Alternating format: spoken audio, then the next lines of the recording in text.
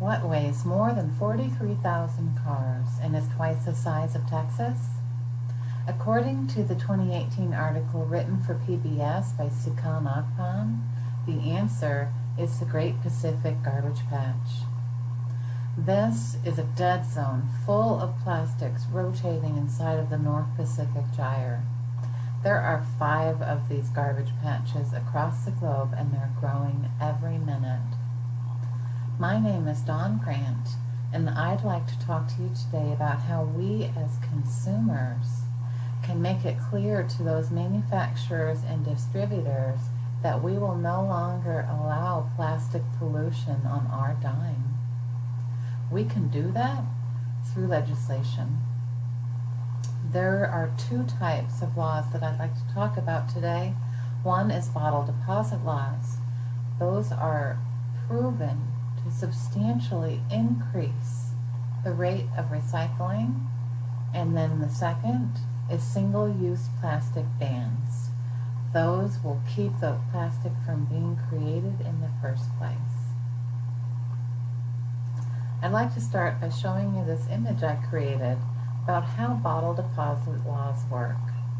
First, the retailer pays the distributor a deposit when they receive their product. Next, the consumer pays the retailer a deposit when they receive their beverages. Once those beverages are consumed and the consumer brings those empty bottles back to the retailer, their deposit will be refunded by the retailer. Then the retailer will go to the distributor and receive their deposit back. At this point, those bottles will either be reused or recycled.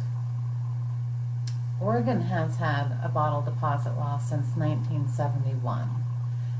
Just recently, in 2018, they increased the glass bottle deposit from 5 cents to 10 cents.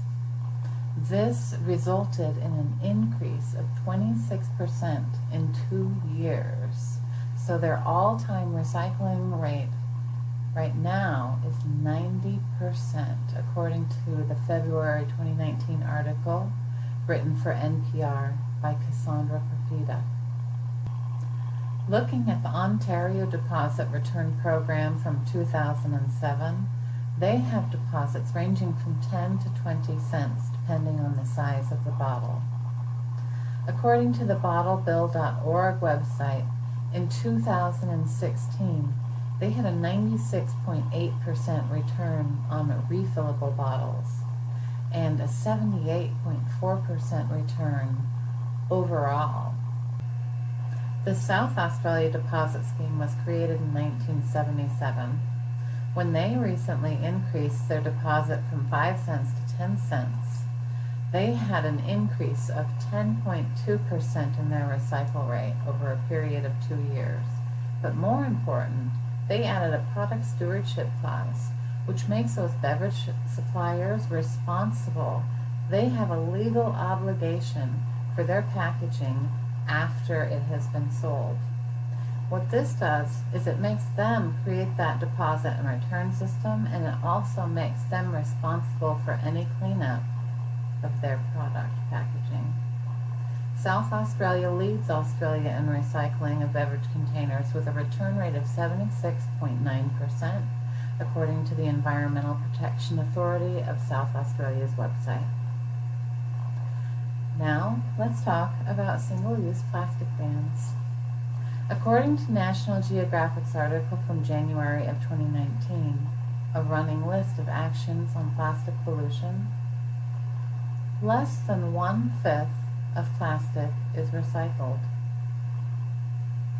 Looking to our neighboring city of Seattle, back in June of 2018, they dealt with this problem by making all single-use plastic restricted, and it must be replaced with recyclable or compostable serviceware and packaging.